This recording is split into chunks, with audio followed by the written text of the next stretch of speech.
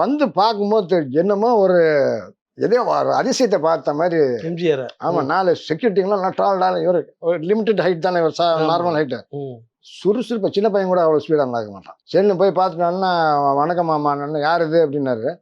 நான் தான் கணேஷ் மாமா, பாலையா நம்ம துரையோட, அதான் அவங்க சன் பேரையும் சொன்னேன், துரை கூட கிளாஸ்மேட். வாயா வாயா என்ன இந்த பக்கம் அப்படின்னாரு. நீங்கள் எப்படி இருக்கீங்க மாமா?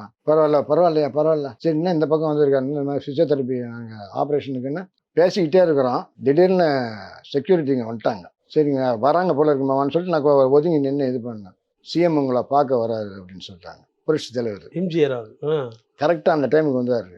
என்ன பெரிய என்னெல்லாம் செக்யூரிட்டியா நீங்கள்லாம் அப்படி போய் நில்லுங்கன்ட்டாங்க. வந்து பார்க்கும்போது என்னமோ ஒரு ஏதோ ஒரு அதிசயத்தை பார்த்த மாதிரி. எம்ஜிஆர். ஆமாம், 4 செக்யூரிட்டிங்களாம் நல்லா டால் இவர் ஒரு லிமிட்டட் ஹைட் தானே, இவர் நார்மல் ஹைட்டு. சுறுசுறுப்பாக சின்ன பையன் கூட அவ்வளோ ஸ்பீடாக நடக்க மாட்டான். அவ்வளோ சுறுசுறுப்பாக வந்து என்ன எப்படி இருக்கு எல்லாம் இது பண்ணிருக்கோம் சொல்லிட்டு உங்களுக்கு தான் தெரியுமா அப்படியே டக்கு டக்குன்னு கேட்டு அப்புறம் உள்ளே வந்து போய் பார்க்கும்போது நாங்கள் வெளியே நின்றுட்டோம். நான் என்ன சொன்னேன், சரி நான் போகலான்னு சொல்லிட்டு, அவங்க தான் உள்ளே இருக்கிறாங்க, நம்ம போகலான்னு. அந்த போலீஸு பின்னாடி நில்லுங்க, அவர் போயிட்டு லிஃப்ட்டில் இறங்கிட்டு அப்புறம் நீங்கள் போங்கன்னு சொல்லிட்டாரு.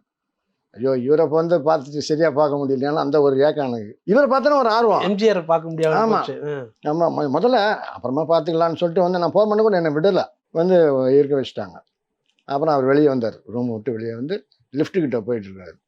போலீஸும் பின்னாடியே போவாங்கல்ல, நானும் பின்னாடியே போய் அவர் போயிட்டு அப்புறம் லிஃப்ட்டில் இறங்கி போயிட்டு அப்புறம் நம்ம பார்க்கலாம் அப்படின்னு சொல்லிட்டு நானும் அப்படியே ஒரு ஓரமாக நடந்து வந்தேன். நான் டக்குன்னு அவர் அங்கே லிஃப்ட்டுக்கு முன்னாடியே நின்றுட்டார் தலைவர். வந்து பார்த்துட்டு என்ன எப்படி ட்ரீட்மெண்ட்லாம் எப்படி இருக்கு என்ன எப்படி இது பண்ணும்போது அவங்க பேசிக்கிட்டே இருக்கும்போது ஒரு சின்ன கேப்பு கிடச்சிது.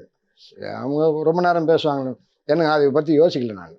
சரி, இப்போ பெரியவங்க பேசுகிற இடத்துல நம்ம எதுக்கு இப்படி ஓரமாக போகாமல் அப்படி பேசிட்டு இருந்தவர் இப்படி பார்த்தாரு. நான் போகிறத எப்படி இருக்கு, ஆட்டோமேட்டிக்காக கை போயிடுச்சு. வணக்கமாமா நீ வந்து அப்படின்னாரு. என்ன நம்ம பாலையா இன்னும் இங்கே நான் அப்புறம் இந்த மாதிரி ஆப்ரேஷன் பண்ண போகிறாங்க. யார் டாக்டர்?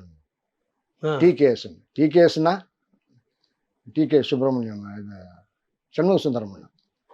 அப்படியா, இவன் பாலையா மகன், இவனுக்கு ட்ரீட்மெண்ட்டும் நல்லா எந்த வித கம்ப்ளைண்ட் இல்லாமல் நல்லா பாருங்கள். எனக்கு அப்படியே ஷாக் ஆகி நின்றுட்டேன். நீ வந்து என்ன அங்கே பாரு, வீட்டுக்கு வந்து பாரு.